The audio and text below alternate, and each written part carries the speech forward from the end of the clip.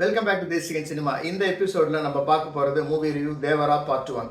இன்னைக்கு உலகம் முழுக்க பெரிய எதிர்பார்ப்போட பிரம்மாண்டமாக ரிலீஸ் ஆகிருக்கிற ஜூனியர் என்டிஆர் நடித்து கொரட்டலா சிவா டைரக்ஷனில் வந்திருக்கிற மோர் தென் 6,000 ஸ்க்ரீன்ஸில் வந்து இன்றைக்கி ரிலீஸ் ஆகிருக்கு. 2 நாளில் படம் ரிலீஸ் ஆகி 300 crores ரேப் பண்ணியிருக்கு அப்படின்னு சொல்கிறாங்க. இதோட பட்ஜெட்டு 300 crores தான். I am expecting this movie should touch at least 600 to 700 crore benchmark touch பண்ணணும்னு நினைக்கிறேன். இது வந்து முழுக்க இந்த படம் ஓடி சக்ஸஸ் ஆனால் அது என்டிஆரால் மட்டும்தான், அவரோட ஸ்டார்டமால் மட்டும்தான். அதுக்கு காரணம் RRRோட சக்ஸஸ். இந்த படமும் எப்பயும் வழக்கம் போல் தெலுங்கு ஃபார்முலாவில் இப்போ உள்ள ட்ரெண்டு படி வர ஒரு கிரே ஷேடு உள்ள ஒரு ஆக்ஷன் ட்ராமா தான். இந்த ஆக்ஷன் ட்ராமா எப்படி இருக்கும்? ஒரு சூப்பர், அதாவது எக்ஸ்ட்ராடினரி பவர் உள்ள ஒரு சூப்பர் ஹீரோ. அவருக்கு எந்த எக்ஸ்ட்ராடினரி பவரும் கிடையாது, ஆனால் வந்து இஸ் அ தெலுங்கு ஹீரோ. அதனாலே அவர் வந்து பயங்கர பவர்ஃபுல்லான ஹீரோவாக இருப்பார். ஃபார் எக்ஸாம்பிள் பிரபாஸாக இருக்கட்டும், இல்லை அல்லு அர்ஜுனாக இருக்கட்டும், ரவி தேஜா, அதே மாதிரியான ஒரு கேட்டகரி என்டிஆர் அப்படிங்கிறதுனால அவர் எது பண்ணாலும் ஆடியன்ஸுக்கு ஒத்துக்குவாங்க. எஸ்பெஷலி இந்த படம் வந்து ரொம்ப பிடிக்கும் தெலுங்கு ஆடியன்ஸுக்கு. உலகத்தில் உள்ள அத்தனை தெலுங்கு லவர்ஸ்க்கும் என்டிஆரை பிடிச்சவங்களுக்கும் இந்த படம் ரொம்ப பிடிக்கும். நான் இந்த படம் வந்து ஃபர்ஸ்ட் ஹாஃப் கொஞ்சம் இன்ட்ரெஸ்டிங்காகவே பார்த்தேன். செகண்ட் ஹாஃப் எனக்கு தலைவலி வந்துருச்சு, இன்னமும் தலைவலிக்குது. பெரிய ஸ்க்ரீனில் ரொம்ப கிறிஸ்டல் கிளியராக இந்த படம் வந்து சூப்பராக இருந்துச்சு. ஏன்னா அதோட சினிமாட்டோகிராஃபி ஃபென்டாஸ்டிக்காக இருந்தது. அதோட கலர் டோன் படத்தில் முழுக்க சூப்பராக மெயின்டைன் பண்ணியிருந்தாங்க. ரொம்ப சாதாரணமான லொக்கேஷன்ஸ்லாம் எடுத்திருக்காங்க. ஒரு 2-3 இடம் தான் வந்து எல்லாமே செட்டு. கடல்லாம் வந்து ஃபுல்லாக வந்து விஎஃப்எக்ஸ் தான். ஆனால் அந்த விஎஃப்எக்ஸ் ரொம்ப நல்லா ஒர்க் அவுட் ஆகிருக்கு, சூப்பராகவே பண்ணியிருக்காங்க. படத்தில் நம்ப முடியாத ஆக்ஷன் சீக்வன்ஸு. அப்படியே என்டிஆர் வந்து சுறாமீனை விட அதிகமாக, அதாவது கிட்டத்தட்ட ஒரு சீகல் மாதிரி பறக்கிறாரு. சுறாமீனுக்கே வந்து வாயில் கடிவாளம் போட்டு கிட்டத்தட்ட குதிரை மாதிரி தண்ணிக்குள்ளே ஓட்டாரு. இது வந்து அக்குவாமேனை விட ஒரு 10 மடங்கு பவர்ஃபுல்லான ஆளாக வந்து காமிச்சிருக்காங்க.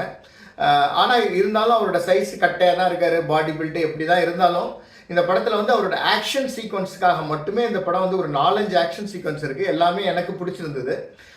அது மட்டும்தான் வந்து படத்தில் எனக்கு இன்ட்ரெஸ்டிங்காக இருந்தது. மற்றது படத்தில் எடுத்திருக்க அந்த ஸ்க்ரீன் பிளே, நேரேஷன் எதுவுமே எனக்கு செட் ஆகலை. இந்த கதையே போதுமானது. இப்போ உள்ள ட்ரெண்ட் படி என்னன்னா, ஒரு ஊரை, ஒரு மக்களை காப்பாற்றணும். ஒருத்தன் ஒரு கூட்டத்திலிருந்து நியாயமாக எழுந்து வந்து அவன் நியாயத்துக்காக போகிறானோ அதே மாதிரியான கதை தான்.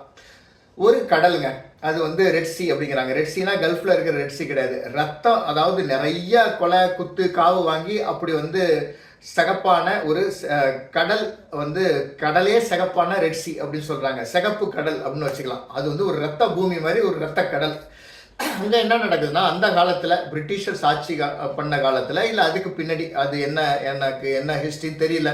அப்படிப்பட்ட ஹிஸ்ட்ரியே இல்லை, ஏன்னா இட்ஸ் இமேஜினரி ஸ்டோரி. அந்த காலத்தில் கப்பல் வந்து ஃபாரின்லேருந்து வரப்போ நிறைய வந்து ஸ்மக்லிங் குட்ஸ் உள்ள வர ஒரு வேப்பன்ஸ் அது இதெல்லாம் வருமா. எனக்கு வந்து அந்த மாதிரி வேப்பன்ஸ் வர மாதிரி தெரில, நிறைய வேல்யூபிள்ஸ் வரும். ஆனால் இங்கே வந்து வேப்பன்ஸ் எடுத்துகிட்டு வராங்க. அப்போ அந்த வேப்பன்ஸ் வரப்போ அதுக்குன்னு வந்து ஒரு இங்கே வந்து டீலர்ஸ் இருப்பாங்க. அவங்க வந்து இங்கே வந்து பிஸ்னஸ் பண்ணுவாங்க, சப்ளை பண்ணுவாங்க. அதுக்கு வந்து ஒரு ஊர், ஒரு கிராமம், அதில் உள்ள அதாவது அந்த உள்ள கிராமத்து மக்களும் அங்கே உள்ள லோக்கல் ரவுடிஸையும் வச்சு, மீனவர்களையும் வச்சு அந்த இடத்துல வந்து அந்த மாதிரி அந்த கடலில் போய் அந்த கப்பலில் இருந்து அந்த சாமானை எடுத்துகிட்டு வரணும், டிரான்ஸ்போர்ட் பண்ணி உள்ளார கொண்டு வரணும். இதுதான். இதில் வந்து பார்த்தீங்கன்னா இங்கே ஷோரில் இருக்க பிஸ்னஸ் மேனும் சரி, அந்த கப்பலில் இருக்கிற ஓனரும் சரி, கப்பலில் இருக்கிற மாலுமிகளும் சரி, எல்லாரும் உடந்தையாக தான் இருக்கணும். இது எதுக்காக போய் இவங்க வந்து ராத்திரியில் போய் படகு எடுத்துகிட்டு போய் அந்த கப்பலில் திருடுற மாதிரி அவங்க போகிறாங்கன்னு எனக்கு தெரியல. அந்த மாதிரி வந்து ஒரு பிஸ்னஸ் அரேஞ்ச்மெண்ட் இல்லைன்னா they cannot do a loot. அவங்க போய் இதை வந்து ஒரு என்ன சொல்கிறது, ஒரு பைரட்ஸ் ஆஃப் கரேபியன் மாதிரி, ஒரு பைரசி மாதிரி அட்டாக் பண்ணுறது எனக்கு என்னன்னே தெரியல. இது வந்து ஆக்சுவலி பைரசி படமே கிடையாது. இது வந்து ஒரு பிஸ்னஸ்ஸே டீல், அவ்வளோதான். அதாவது நாயகன் படத்தில் கமலஹாசன் போய் எடுத்துகிட்டு வருவார்ல ட்ரக்ஸ், அதே மாதிரியான ஒரு டீல் படம் தான். அதில் அவங்க காமிச்சிருக்கிற விதங்கள் வந்து ரொம்ப செயற்கையாக இருக்குது. அவங்க போய் அந்த கப்பலில் ஏறுறதா இருக்கும், கண்டெய்னர் மேலே ஓடுறதா இருக்கும். ஃபஸ்ட்டு வந்து இந்த நரேன்லாம் வந்து இந்த, அதாவது இந்த விஜிலன்ஸ் டிபார்ட்மெண்ட்டு, கஸ்டம்ஸ் டிபார்ட்மெண்ட் உள்ளார வந்து கப்பலில் வந்து இன்ஸ்பெக்ட் பண்ணுறதா இருக்கட்டும், அவ்வளோ ஆர்டிஃபிஷியலாக இருக்கும். கொஞ்சம் கூட ஒரு ஐடியா, ஒரு இன்ட்ரெஸ்டிங்கான சீக்வன்ஸ் ஒன்றுமே இருக்காது. ரொம்ப சின்ன பிள்ளைத்தனமாக இருக்கும். அதே மாதிரி அவங்க கண்டெய்னர் தண்ணியில் போட்டு அதை 2 பேர் கையில் பிடிச்சிட்டு எடுத்துகிட்டு வரதெல்லாம் சுத்த ஆர்டிஃபிஷியல். கொஞ்சம் கூட யோசிக்காத, அறிவே இல்லாத முட்டாள் வந்து படம் எடுத்த மாதிரி இருந்தது. ஸோ அதெல்லாம் வந்து ஆக்சுவலாக டாலரேட்டே பண்ணிக்க முடியாத சீன்கள். அதே மாதிரி ஜான்வி கபூர் வர சீன், எதுக்கு அந்த பொண்ணு வரான்னு தெரியல, வெளிலேருந்து மெழுகுமா மாதிரி இருக்காங்க. யூஸே இல்லை. அவங்கள வந்து ஒரு ஈவன் வந்து என்டிஆர் வந்து அந்த பொண்ணோட ஆடுறாரு, மூஞ்சில் கொஞ்சம் கூட என்டிஆருக்கு ஒரு ரொமான்டிக் இதே இல்லை. அவருக்கு ஆக்ஷன் சிந்தனையிலே இருப்பார் போல இருக்கு. அந்த பொண்ணோட ஆடுறப்ப கூட சீரியஸாக மொழி மட்டும் பெருசாக வச்சுட்டு இருக்காரு. பிரகாஷ் ராஜ் எப்பயும் போல் வந்து ஹீரோவுக்கு பில்டப் கொடுக்கறது, அவரோட ஃப்ளாஷ்பேக் ஸ்டோரி சொல்கிறதுக்கு மட்டும் பயன்படுத்துகிறாங்க. அப்புறம் வந்து ரொம்ப இன்ட்ரெஸ்டிங்கான ஃபேக்டர், 2 என்டிஆர் இருக்காங்க. அப்பா என்டிஆர் அப்புறம் புள்ள என்டிஆர்லேயே. அப்பாவுக்கு புள்ள தான். ஒரு 2 பேருக்கும் எந்த மேனரிசம், வாய்ஸு, பாடி லாங்குவேஜ் எதுலேயுமே டிஃப்ரென்ஸ் கிடையாது. 2 பேருமே ஈக்குவலாக ஆக்ஷன் பண்ணுறாங்க. அதுக்கப்புறம் வந்து நம்ம தேவரா, அவர் தான் வந்து ஹீரோ. அதான் அவர் டைட்டிலுக்கு சொந்தக்காரர். அவர் அந்த ஊர் மக்களை காப்பாற்றுறதுக்கு நிறையா கொலை செய்கிறாரு. அப்போ வந்து அவர் காணா போயிடுறாரு. அது வந்து ஒரு பெரிய சஸ்பென்ஸ். அவர் உயிரோடு இருக்காரா இல்லையா, அவருக்காக வந்து ஃபேமிலி காத்துக்கிட்டு இருக்கு. அவர் வந்தாரா வரலையா, என்ன கடைசியாக ட்விஸ்ட்டு, என்ன விளைவுகள் நடக்குது, செகண்ட் பார்ட்டுக்கு என்ன லீடு. ஷாயிஃப் அலி கான் தான் படத்தில் வில்லன். இதில் வந்து உண்மையிலே பிரமாதமான பயங்கர பவர்ஃபுல்லான அவருக்கு ரோல் கொடுத்துருக்காங்க. இந்த அளவுக்கு பெரிய ரோல் கொடுக்கல. ஆனால் வந்து அவரோட கதாபாத்திரத்தை தான் ரொம்ப ஸ்ட்ராங்காக வந்து யூஸ் பண்ணலை. ஏன்னா வந்து அவ்வளோ அவரை பார்த்தா பயப்படுற மாதிரி நமக்கு தோணவே இல்லை. ஏன்னா வந்து இவரை தான் வந்து ஸ்டீவன் சீகல் மாதிரி எத்தனை பேர் வந்தாலும் அடிச்சு துவச்சி அவர் தான் வின் பண்ணுவார் அப்படிங்கிற மாதிரி என்டிஆர் எழுதியிருக்காங்க. ஸோ அதனால் வந்து ஒரு தெலுங்கு ஹீரோ நடிக்கிறப்ப எந்த வில்லன் நடித்தாலும் அவர் வந்து செல்லா காசை தான் ஆவார். அதனால் சாயிஃப் அலி கானை சொல்லி குறையில்லை. தெலுங்கு படத்தில் வில்லன் என்ன தான் பண்ண முடியும், பாவம். பெரிய என்டிஆரோட ஒய்ஃபாக ஒருத்தவங்க ஒரு லேடி வராங்க. அவங்களும் ரொம்ப பியூட்டிஃபுல்லாக நடிச்சிருக்காங்க. படத்தில் எல்லாம் எனக்கு பிடிச்சது வந்து அந்த ஸ்டென்ட் சீக்வன்ஸ் மட்டும்தான். அந்த ஸ்டென்ட் சீக்வன்ஸ்லாம் பயங்கர தெரிமாசாக இருக்குது.